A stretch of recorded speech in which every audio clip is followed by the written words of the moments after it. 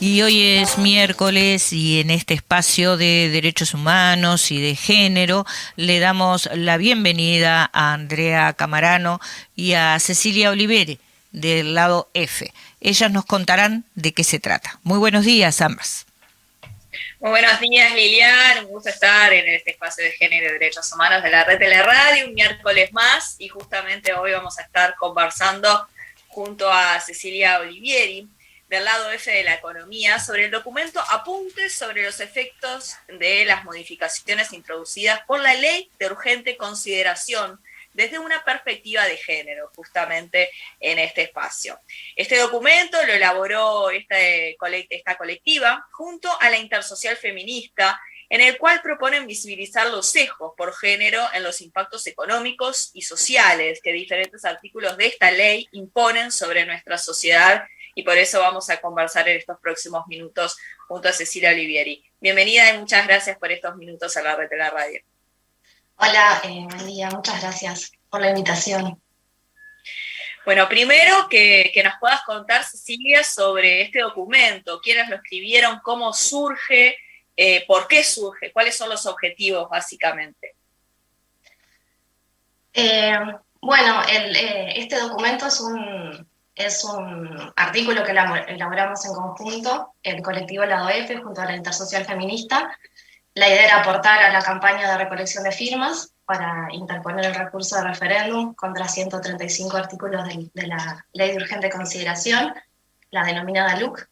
Y bueno, en el documento incorporamos particularmente un análisis de los sesgos de género que introducen esos artículos. Como ustedes saben, la ley aborda una amplísima variedad de temas que son sumamente complejos.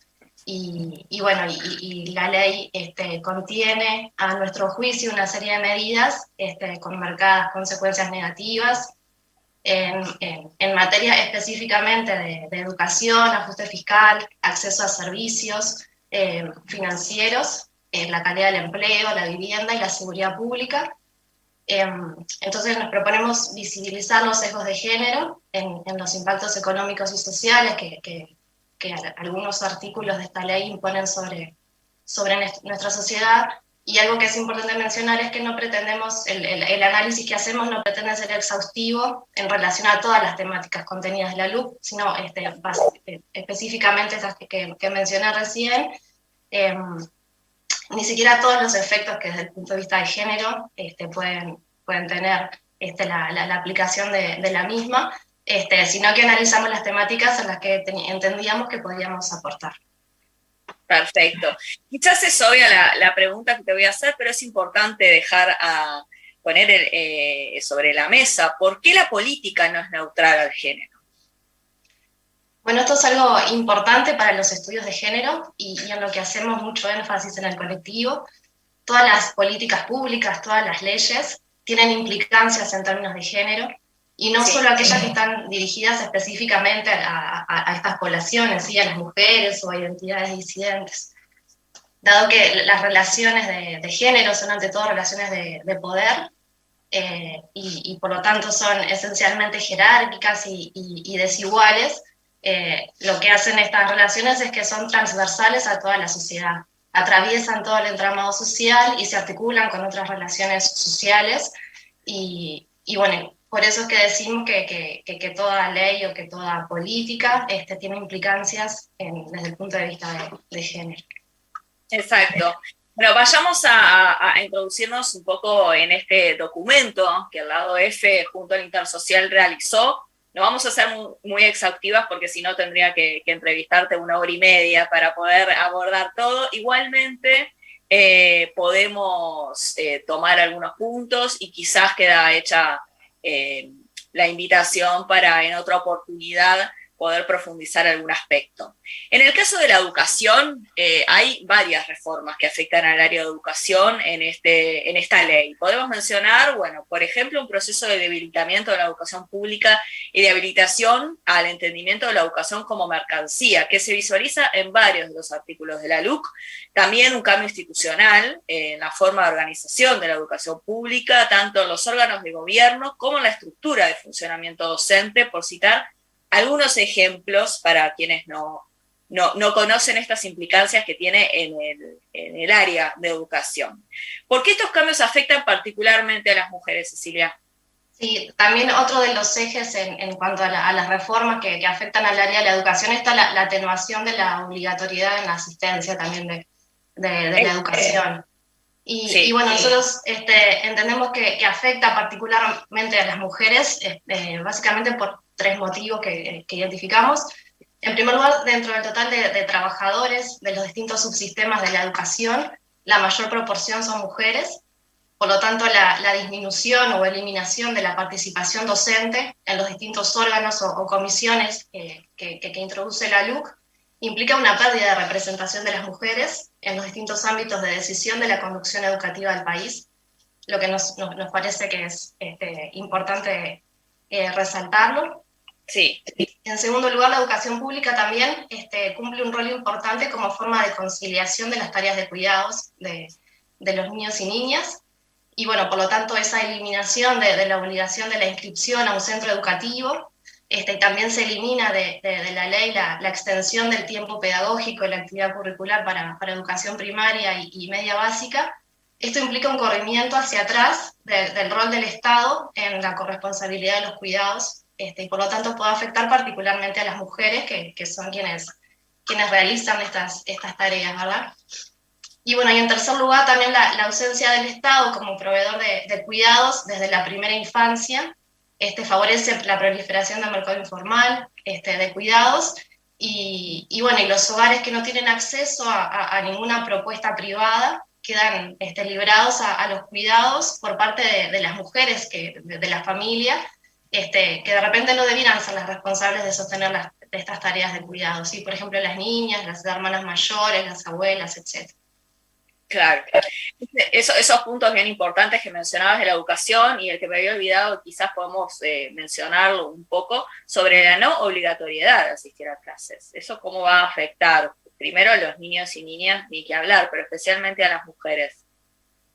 Con respecto al tema de los cuidados, quizás, ¿verdad? Claro, básicamente es por el tema de los cuidados. Entendemos que si el Estado no está, al no ser obligatorio la inscripción a un centro educativo, puede ser que también el Estado no se sienta la obligación de mantener una oferta relativamente amplia y sólida que abarque a toda la población en cuanto a educación inicial, por ejemplo.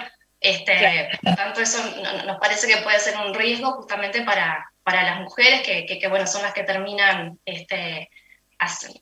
tomando esas actividades que en realidad las debería ofrecer el Estado. Bien, bueno, en cuanto a la educación podríamos profundizar mucho más, pero vamos a la economía también en estos minutos, porque el documento hace referencia al capítulo 1, los artículos 207 al 212, que, por ejemplo, aluden a la regla fiscal. Primero preguntarte, para que los y las oyentes conozcan, ¿qué es la regla fiscal? Para clarificar un poco eso, y cuán perjudiciales para las mujeres estos cambios que introduce la LUC. Sí, quizás antes de hablar de la regla fiscal podemos hablar un poco de la política fiscal. Bien. La política fiscal son todas las acciones del gobierno relacionadas con la utilización de los impuestos y del gasto público. Uno de los principales objetivos que tiene la política macroeconómica de corto plazo, de la que la política fiscal forma parte, es promover la estabilización de la actividad económica y de los precios para reducir la amplitud de los ciclos económicos, ¿sí? Y así lograr tasas de crecimiento del producto estables en el tiempo. Por los efectos estabilizadores estos que tiene la política fiscal, se recomienda que esta sea contracíclica, ¿sí? Es decir, que aplicar una política expansiva que implica un incremento del gasto público o una reducción de impuestos cuando la economía atraviesa una recesión, para así evitar el desempleo, y una política contractiva, es decir, de reducción del gasto público o incremento de los impuestos, cuando se atraviesa una etapa de auge para evitar lo que se llama el recalentamiento de la economía, que pueda generar presiones inflacionarias. Entonces, bueno, las reglas fiscales son herramientas para apoyar la sostenibilidad fiscal ¿sí? Es decir, la capacidad económica del gobierno para mantener en el tiempo un conjunto de políticas sin dejar de cumplir con las obligaciones de la deuda. Y bueno, y estas herramientas asignan objetivos cuantitativos a uno o varios de los agregados fiscales, ¿sí? Ya sea la deuda, el gasto o el ingreso del sector público. Entonces, el objetivo de una regla fiscal es restringir la discrecionalidad del gobierno a la hora de realizar modificaciones a la política fiscal. Claro. Los economistas siempre decimos que avanzar hacia una institucionalidad fiscal fuerte es algo que es muy bueno, pero siempre y cuando la misma no esté atada al ciclo político, ¿sí? Es decir, a las definiciones del Poder Ejecutivo de turno. Entonces, en general, esta herramienta de la regla fiscal permite bastante diversidad. Hay distintos tipos de reglas fiscales que se aplican en el mundo, e incluso Uruguay ya poseía una regla fiscal desde el año 2006, ¿sí? La ley 17.947. Esta regla que teníamos establecía niveles máximos de endeudamiento. Entonces, si bien esta regla anterior a la LUC era mejorable, por supuesto, la propuesta que realiza la LUC tiene varios problemas y sobre todo se encuentra muy imprecisamente formulada. Por lo que en realidad nosotros decimos que no corresponde hablar de una regla fiscal, sino simplemente de un ajuste fiscal. Y bueno, para comentar un poco, la nueva regla fiscal establece un límite al incremento anual del gasto público de acuerdo con el crecimiento potencial de la economía. Sí, recordemos que el gasto público está compuesto por todos los servicios públicos y las inversiones públicas, así como también por las remuneraciones a empleados públicos. Y bueno, lo que nosotros el análisis que hacemos es que el ajuste económico, enmarcado en este discurso de austeridad del gasto del Estado, se materializan medidas concretas de reducción de la calidad de los servicios públicos, ¿sí? Como salud, educación, el sistema de cuidados, entre otros. Y bueno, justamente este deterioro de los servicios públicos y además la reducción del salario real de los y las trabajadoras, lo que hacen es trasladar el costo del ajuste a los hogares. Bien. También en términos económicos se menciona la libertad financiera, un enfoque de género. ¿Y qué aspectos impactaría negativamente esta ley a grandes rasgos? Bueno, sí, el capítulo 4, en la misma sección 4 de Economía, hace referencia a la libertad financiera. Este capítulo lo que hace es modificar y derogar varios artículos de la Ley de Inclusión Financiera y también de la Ley Integral contra el Lavado de Activos. Si nos centramos en la Ley de Inclusión Financiera, que es justamente la que se intenta modificar, dentro de los principales objetivos es que se encuentra aumentar la bancarización de la economía y los controles a las operaciones financieras para evitar maniobras ilícitas como hacer lavado de dinero, como la corrupción, y también para desincentivar la evasión fiscal. Por otra parte, también dentro de los propósitos está avanzar en la formalización laboral y aportar en términos de seguridad física de las personas, ya que se restringe el uso de dinero. Y bueno, las propuestas planteadas en el capítulo de la LUC lo que hacen es seguir en el sentido contrario de todo lo que se venía avanzando con la inclusión financiera. Si nos centramos en los aspectos de género, podemos identificar al menos dos aspectos en los que impactaría negativamente la ley. En primer lugar está la cuestión del acceso a los servicios financieros de calidad. Sí. Las modificaciones que introduce la LUC podrían afectar negativamente el acceso de algunos sectores de la población a servicios financieros regulados, al eliminar la obligatoriedad del pago de remuneraciones y beneficios en formato electrónico, ¿sí? Cuando se habilita el pago de las mismas en efectivo, bueno, ya no se obliga a los empleadores a depositar el salario a través de las cuentas bancarias, y eso lo que hace, cuando era una obligación, las cuentas bancarias empiezan a ser gratis, ¿no? Empieza a ser un servicio gratis para las personas que las utilizan, ¿sí? Que los trabajadores que cobran por allí sus honorarios, y bueno, lo que hacen al eliminarse esta cuestión, las cuentas bancarias por las que se cobran los sueldos y los beneficios pasan a ser, estas personas pasan a ser clientes, ¿sí? de proveedores formales de servicios financieros. O sea, dejarían de tener un acceso gratuito, digamos, y regulado a las cuentas bancarias, que lo que implica también es poder tener un mejor acceso a medios de pagos. En general, en la literatura es aceptado que el acceso universal a servicios financieros de calidad mejora el nivel de vida de la población y también impacta en la disminución de la pobreza y la desigualdad. Y bueno, y al mismo tiempo, en el mismo sentido, la universalización del acceso a servicios financieros también colabora en la reducción de las brechas de género, ¿sí? En cuanto al acceso, conocimiento, el uso de los productos y servicios que ofrece el sector financiero. Bien. Algo específico para las mujeres es que el acceso al crédito regulado, ¿sí?, y no abusivo es determinante para la autonomía económica de las mujeres. Existe evidencia internacional en todo el mundo acerca de que las mujeres emprendedoras no tienen acceso a crédito o que enfrentan grandes barreras a la hora de solicitarlo. Nosotros en Uruguay este es un tema que no está muy estudiado, no está muy explorado, pero por ejemplo, si miramos datos de la encuesta financiera de los hogares uruguayos del año 2012, esto es previo a la ley, indica que los hogares integrados por una mujer con niños son los que tienen los menores índices de inclusión financiera en sus tres dimensiones, ¿sí? Se miden distintas dimensiones la inclusión, pero básicamente en el uso, en el acceso y en las barreras a los servicios financieros. Y bueno, y estos hogares integrados por una mujer con niños son los que tienen menores índices en sus tres dimensiones que el resto de los hogares del país. Por lo tanto, sí que existen las barreras hay sesgos de género en cuanto a la inclusión financiera. Perfecto.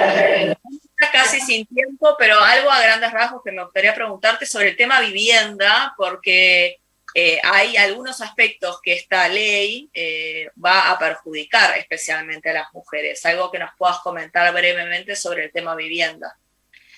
Sí, bueno, el tema de vivienda está en la sección 9 de la ley, en el capítulo 2 que es sobre el régimen de arrendamiento sin garantía. En este capítulo, el artículo 422 hace referencia a la creación de un régimen en materia de arrendamientos con destino a casa-habitación sin garantía. Entre los argumentos manejados para esta creación se menciona la necesidad de flexibilizar el acceso a alquileres de aquellas personas que no disponen una garantía para ofrecer. Y adicionalmente, la ley plantea que para el caso de este régimen de arrendamiento, se propone un régimen especial de desalojo de rápida ejecución, el que se llama el desalojo express.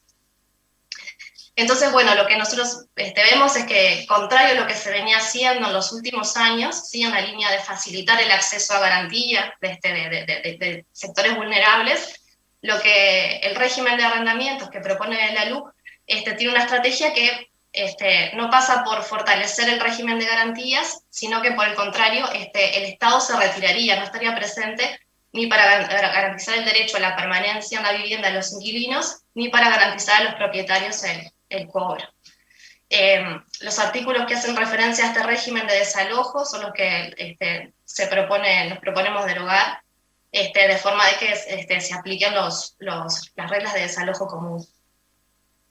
Perfecto. Quedó para atrás, pero seguramente vamos a coordinar una nueva instancia sobre el punto de seguridad pública, porque hay bastantes aspectos muy importantes.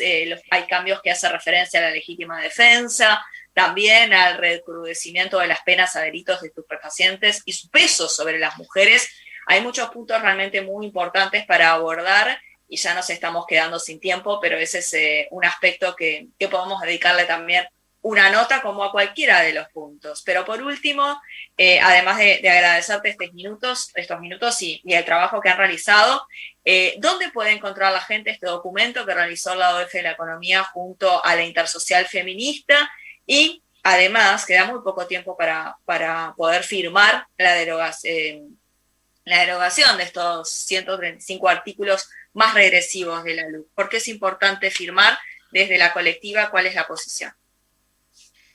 Bueno, sí, nos parece que es muy importante. Ni siquiera es para que se genere un referéndum, y bueno, el contexto en el que se votó esta ley de urgente consideración fue un contexto de estar todos encerrados, era imposible la amplia difusión, era imposible escuchar a los distintos sectores de la población, cuál era la opinión acerca de toda la amplia variedad de capítulos que maneja la ley. Entonces, dar la posibilidad de un referéndum implica habilitar un mayor espacio para el debate de los artículos y para que toda la sociedad los pueda comprender. Y bueno, entonces nos parece que es muy importante firmar para llegar a esta instancia. Con respecto al documento, está disponible tanto en las redes del lado F como en las de la Intersocial Feminista. A nosotros nos lo pueden solicitar por el Instagram, que es el lado F, separado por _, o por el correo electrónico ecoladof@gmail.com. Y bueno, les agradecemos mucho por esta instancia de intercambio y bueno, seguramente haya nuevas instancias. Muchas Seguro gracias. que sí, porque nos quedamos muy cortas de tiempo y realmente es muy interesante el trabajo que han realizado para difundir información sobre este tema. Así que, Cecilia Oliviere, muchísimas gracias por estos minutos y gracias, Lilian y compañeros y compañeras de la red de la radio. Yo me reencuentro el próximo miércoles a las 8 de la mañana. Muchísimas gracias, Andrea y Cecilia, y nos reencontramos entonces el próximo miércoles.